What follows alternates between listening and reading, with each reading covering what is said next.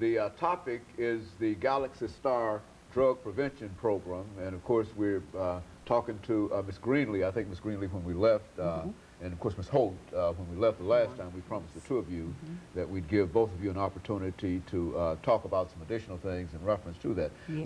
Let's start off, Ms.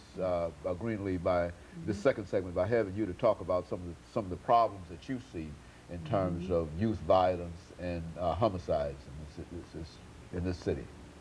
Well, first of all, let me start off by saying it is a true saying that it begins at home. I have to admit that once I started hearing all the positive things from my mother and my grandmother and all that about what's going to happen to me if I get out there and join this gang or hang around this crowd that's not in school or not believing in God or any of that your life is not going to have a meaning to it.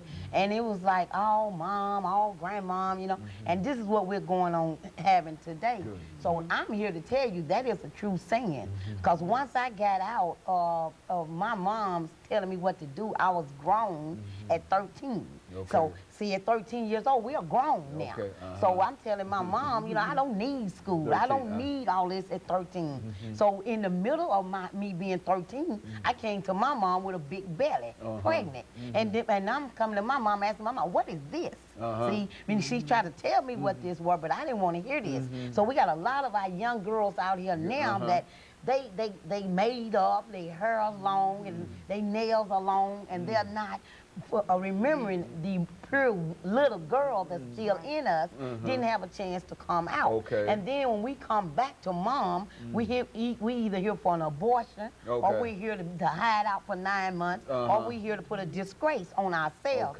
Not only our family, but we don't want to hear what's going on. Then after the birth has became of the baby, now you want to go back skating, slumber partying and picnicking and little girl again. But you can't because you need diapers, Pampers, bottles, and baby pens and all of that, and it's frustrating.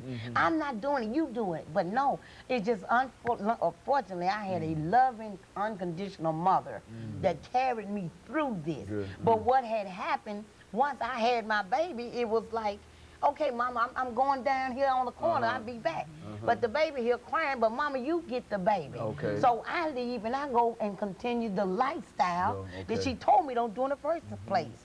But did I take this heave about the baby? No. So now I want to go be nosy again with the loud music, the car driving, the leaning in the scene with the gangster lean, and all of this.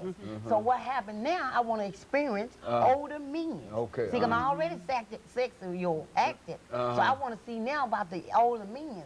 What can y'all do for me other than, you know, help me get back in school and all that? We're not thinking about that no more. So once I got involved with that, it was like, okay, now I done got turned out into the real life fast lane and money. Now drugs hadn't even came yet. I'm getting beat down, I'm getting stabbed, I'm getting bruised all up, but these older men are taking care of me. They bringing me money, they buying me clothes, they buying me all the stuff that's being done today to my little girls. Because this is what's being done to my little girls. And now as I see the picture and I pray all the time now, look at me. That was me right there. That 13-year-old girl, that's me. All made up and just know I got it going on. And inside I am lost. I am lost. How much time we have? Okay, good. Yeah, well, go on. Yeah. Okay, well, okay. You know, I mean, yeah, and I want everybody to know why y'all see me all hyped up, because I'm hyped up now. I'm hyped up now only just for God. I'm hyped up for my youth also, because I didn't know this stuff until, you know, personally tragedies come to me in my home, to me at my front door. That's why I'm really pumped up with what I'm going on fully with now. And the CEO of Galaxy Star Drug Awareness, he implants this very strongly to all our youth, how important it is to get a grip of what we're doing. And it always that it starts home, but I realize sometimes the home, the parents, they didn't have the education, they didn't have the knowledge, so they didn't know how to tell them. My mom and my dad were lovable parents, but they didn't know what to tell me all the time. They didn't know how to show me because they wasn't showed.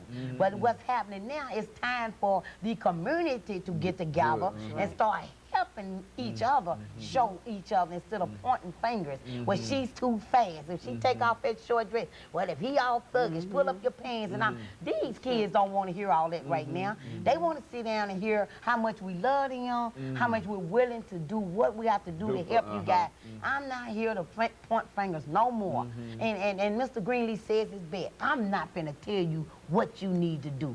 I'm finna ask you, man, what can we do for y'all? What can we do with this generation? What can we do to help change y'all from this gun violence and all this murder?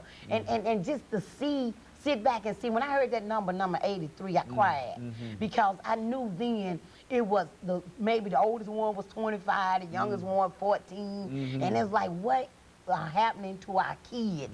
And I said it earlier, I saw the two guys that had done the Litton apartment murder with the young lady. And when I saw their face this morning on the TV, it was like they was lost. It was like, what am I doing behind this glass? They have a clue what they just done. And there's not enough education on how you are going to change your life when you take a life. And more than anything, I want some more answers of how are they getting all these guns this quick? Where are the guns coming from? You know, not only where are the parents finding out where the guns are at, well, how are the parents getting the gun for the kids to get them? You know, we need to answer some more things outside that don't make no sense. I told you he was bad. That boy standing. We don't need all that no more. We need the community to get together. I don't care if it's in the auditorium. It needs to be in the auditorium because that's how much people we need to fight this thing. And the ones that are running around with no daddies is because other people are killing the daddies. Now, we see the kids running around now, but look, 5, 10 years, these kids gonna be 5 years old, 10 years old. They dad is already buried. So now they not gonna have no one to lead them. You see what I'm saying? So all I'm asking is the community, not the mayor, not the president, not all that old stuff.